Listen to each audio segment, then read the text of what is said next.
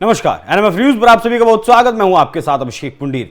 भारत सरकार की तरफ से पहली बार लिखित में अमेरिका को जवाब दिया गया है। जवाब दिया गया जिस तरीके से अमेरिकी राष्ट्रपति डोनाल्ड ट्रंप भारत पर 25% टैरिफ लगा चुके हैं और पेनल्टी लगाने की बात कर रहे हैं, तो भारत की तरफ से आज वो चीज उजागर की गई है जिसकी कल्पना शायद ना दुनिया ने की होगी ना फिर अमेरिका ने की होगी कि भारत की तरफ से भी ऐसा जवाब दिया जा सकता है। ये जो तस्वीरें आप देख रहे हैं गले मिलते हुए, अब वैसी परिस्थितियां नहीं रही हैं। ये तस्वीरें हालांकि फरवरी की हैं। जनवरी में ट्रंप ने शपथ ली थी और फरवरी में प्रधानमंत्री मोदी अमेरिका गए थे।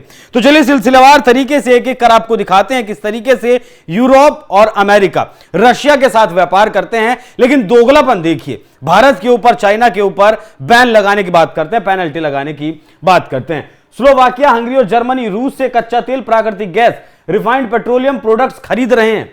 यूरोपियन यूनियन ने 2027 तक रूसी ऊर्जा को पूरी तरीके से बंद करने की बात कही है, लेकिन आज वो मौजूदा वक्त में खरीद रहे हैं। 2014 में यूरोपियन यूनियन ने करीब $50 बिलियन का तेल और गैस आयात किया था रशिया से। 2025 की पहली तिमाही में यह राशि अब तक लगभग 20 से $25 बिलियन पहुंच चुकी है, क्योंकि कुछ देशों ने आयात कम किया है। हंगरी और स्लोवाकिया ने रूस की गजप्रोम से गैस की आपूर्ति जारी रखी, जिसकी रकम 5 से $7 बिलियन अनुमानित है। यूरोप रूस से सस्ता तेल खरीदकर उसे रिफाइन करता है और भारत की तरह ही खुले बाजार में बेचता भी है। भारत को दोष देने वाले यूरोप का यह दोहरा मापदंड है। कुल आयात $70 बिलियन का 2024 में रहा है। 2025 की पहली छमाही में यह 30 से $40 हो सकता है। बताएं क्या क्या खरीदता है यूरोपियन यूनियन। यूरेनियम, निकल, एल्यूमिनियम और खनिज सप्लाई करता है रूस यूरोपियन यूनियन को। 2024 में रूस से यूरोप को खनिज निर्यात का मूल्य लगभग $10 बिलियन था, जो कि 2025 में $4 से $5 बिलियन रहा है। और ये यूरोपियन यूनियन भारत जो तेल खरीदता है रशिया से और उसे यूरोप में जो बेचता है उस पर बैन लगाने की बात करता है। बैन लगा भी चुका है। जो आप पेट्रोल पंप देखते होंगे, नायरा के जो पेट्रोल पंप है भारत में, उसमें असल में एक रूस की कंपनी की साझेदारी है लगभग 49%। वो लोग वहां से तेल लाते हैं और उसे भारत में रिफाइन करके जामनगर में यूरोपियन यूनियन के देशों को बेचा जाता था, लेकिन अब उस पर बैन लगा दिया गया है। रूस यूरोप को उर्वरक, गेहूं जैसे कृषि उत्पाद भी बेचता है। नीदरलैंड और जर्मनी जैसे देश रूसी उर्वरकों के बड़े खरीदार हैं। 2024 में रूस से यूरोप को उर्वरक और कृषि उत्पादों का निर्यात $8 से $10 बिलियन का रहा। 2025 में अब तक ये $3 से $4 बिलियन जा चुका है। कुल व्यापार का लगभग $100 बिलियन के व्यापार का अनुमान है, जिसमें से 70% आयात है, मतलब रूस से खरीदा गया सामान है। और ये प्रतिबंधों के बावजूद है, जबकि इसी यूरोपियन यूनियन ने और अमेरिका ने लगभग 17 चैप्टर के प्रतिबंध रूस के ऊपर लगाए हुए हैं और लगभग 21,000 प्रतिबंध लगाए गए हैं। लेकिन यहां दोहरा रवैया जिस तरीके से ये दिखाते हैं वो एक अलग बात है। बात अमेरिका की अगर करें तो अमेरिका ने 2022 में रूसी आयात पर प्रतिबंध लगाया था, लेकिन रिफाइंड पेट्रोलियम प्रोडक्ट जैसे डीजल और जेट फ्यूल और कुछ अप्रत्यक्ष आयात अभी भी रूस से अमेरिका हो रहे हैं। ये प्रोडक्ट्स तीसरे देशों जैसे तुर्की या फिर भारत के जरिए अमेरिका पहुंचते हैं। 2024 में अमेरिका ने रूस से प्रत्यक्ष और अप्रत्यक्ष $1 से $2 बिलियन के पेट्रोलियम प्रोडक्ट खरीदे। 2025 की पहली छमाही में यह लगभग $1 बिलियन का रहा। यहां यूरेनियम, टाइटेनियम और बाकी जो रेयर अर्थ मेटल्स हैं वो अमेरिका यूरोप से खरीदता है, जो परमाणु ऊर्जा और एरोस्पेस उद्योग के लिए जरूरी है। ये जो परमाणु ऊर्जा है उसके लिए यूरेनियम और जो एरोस्पेस के जो प्रोग्राम्स है उसके लिए रेयर अर्थ मैग्नेट्स का जरूरी चाहिए होते हैं और उनका आयात रशिया से करते हैं। रूस दुनिया का दूसरा सबसे बड़ा यूरेनियम का सप्लायर है। 2024 में अमेरिका ने रूस से $2.5 बिलियन के खनिज और धातु आयात किए। 2025 में अगर बात करें, रूस अमेरिका को उर्वरक और औद्योगिक रसायन बेचता है जो कृषि और मैन्युफैक्चरिंग के इस्तेमाल में होते हैं। 2024 में इनका आयात लगभग $1.5 बिलियन का रहा। 2024 में अमेरिका और रूस के बीच कुल व्यापार लगभग $5.5 बिलियन का रहा था, जिसमें $4.5 बिलियन का आयात रूस से अमेरिका में गया था। 2025 में जनवरी मई के बीच अमेरिका ने रूस से लगभग $2 बिलियन का सामान खरीदा था, जबकि लगभग कहें कि $23 करोड़ का निर्यात किया था। और ये लोग भारत को ज्ञान देने में लगे हैं, भारत के ऊपर टैरिफ लगाने पर लगे हैं। इनके एक सांसद हैं लिंडसे ग्राहम, 500% टैरिफ की बात करते हैं। नाटो चीफ इनके प्रभुत्व में आकर 100% टैरिफ की बात करते हैं, 100% पेनल्टी की बात करते हैं, और यहां ट्रंप भी पेनल्टी की बात करते हैं। गजब दोगलापन चल रहा है यहां। चीन का सबसे बड़ा व्यापारिक साझेदार है अमेरिका। देखिए, अमेरिका प्रतिबंध लगाने की बात तो कर रहा है चाइना के ऊपर, लेकिन हाथ कुछ नरम रखे हुए है। क्यों नरम रखे हुए हैं? क्योंकि $244 बिलियन का व्यापार अमेरिका और चाइना के बीच 2024 में रहा था, जिसमें से ज्यादातर तेल और गैस था। ट्रंप ने चीन पर कम दबाव डाला, जबकि भारत को ज्यादा निशाना बनाया।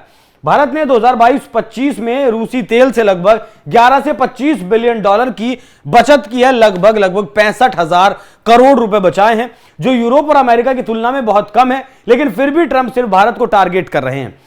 रूस अभी भी वैश्विक व्यापार का हिस्सा है, क्योंकि उसका तेल और खनिज सस्ते प्रतिबंधों के बावजूद कई देश खरीद रहे हैं।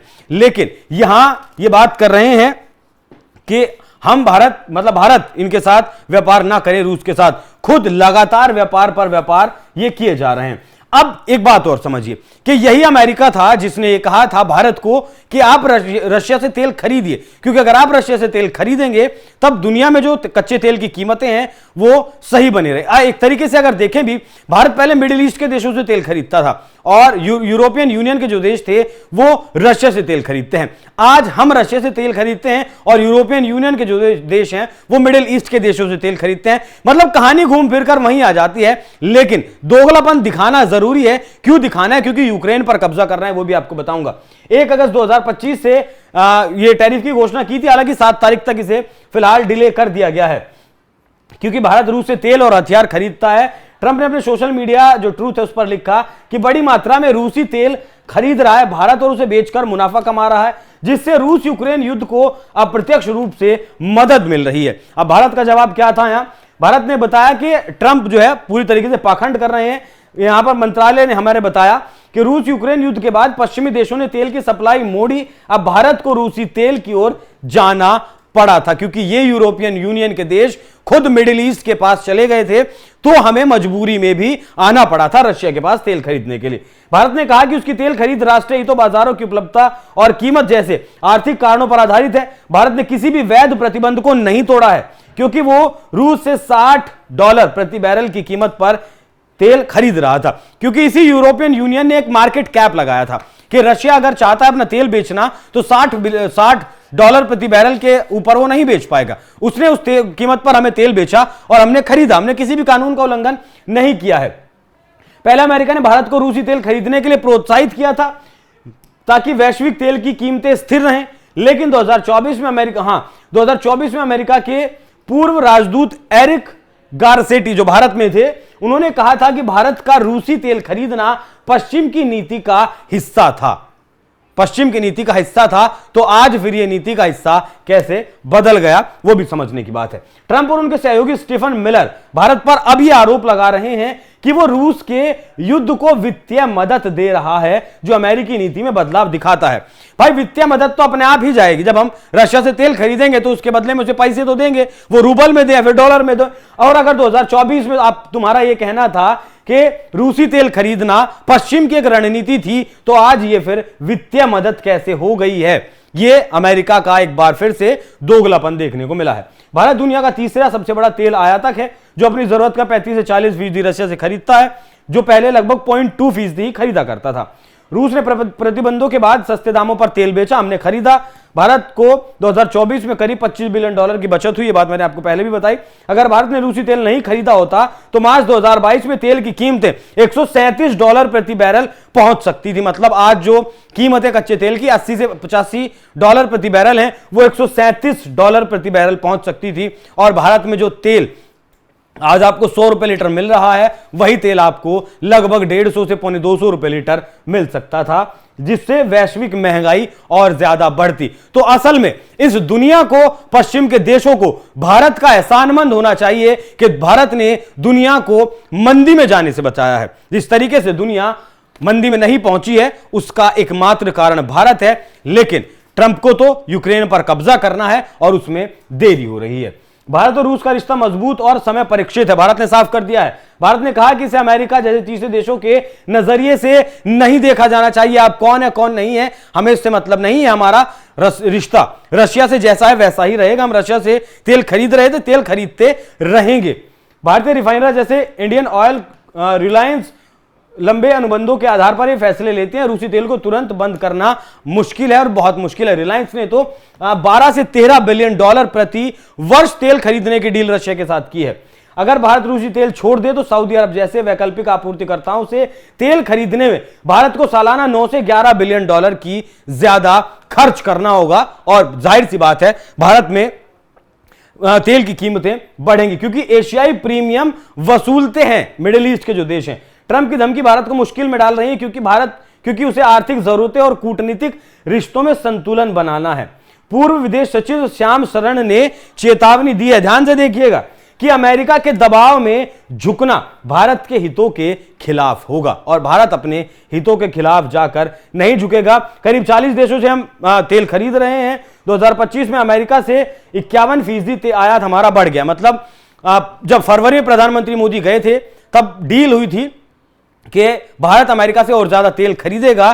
तो जितना तेल हम फरवरी तक खरीदते थे, जून तक पहुंचते पहुंचते उसमें 51% की बढ़ोतरी हो गई है और आने वाले वक्त में आपको और बढ़ता हुआ यह दिखेगा। फिलहाल प्रतिदिन 2.271 मिलियन बैरल प्रतिदिन हम तेल खरीद रहे हैं, लेकिन 2030 तक इसे 6.6 मिलियन बैरल प्रतिदिन तक पहुंचने की उम्मीद है और 2030 तक भारत और अमेरिका की जो डील है उसे भी लगभग पहुंचना है 500 बिलियन डॉलर डॉलर तक।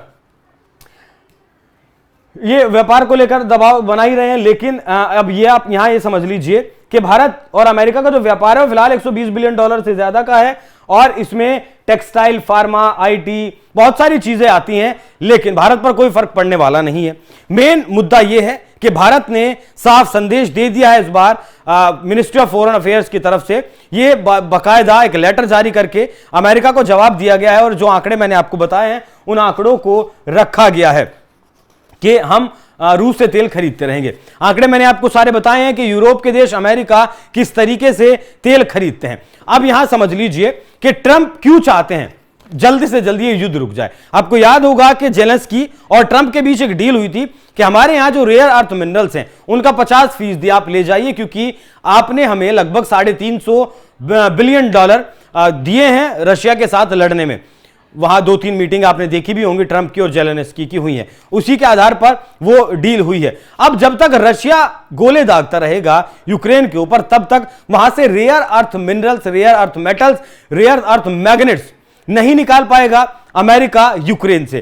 तो अमेरिका वाकई में यह चाहता है कि जल्द से जल्द यह युद्ध रुके और वो किस तरीके से यूक्रेन में जो रेयर अर्थ मिनरल्स हैं, मेटल्स हैं, उनका किस तरीके से दोहन कर सके। और भारत को सिर्फ मोहरा अमेरिका की तरफ से बनाया जा रहा है। बाकी अमेरिका अगर 25% टैरिफ भारत के सामानों पर लगाता है तो महंगाई अमेरिका में भी बढ़ेगी, क्योंकि जो सामान भारत से अमेरिका खरीदता है उसके लिए या तो वियतनाम जाना होगा अगर अल्टरनेट तलाशता है अमेरिका, या फिर चीन जाना होगा, और इन दोनों ही देशों पर भारत से ज्यादा टैरिफ है। बल्कि बांग्लादेश पर, पाकिस्तान पर भारत से कम टैरिफ लगाया है। यहां भी ट्रंप की तरफ से एक चाल चली गई है।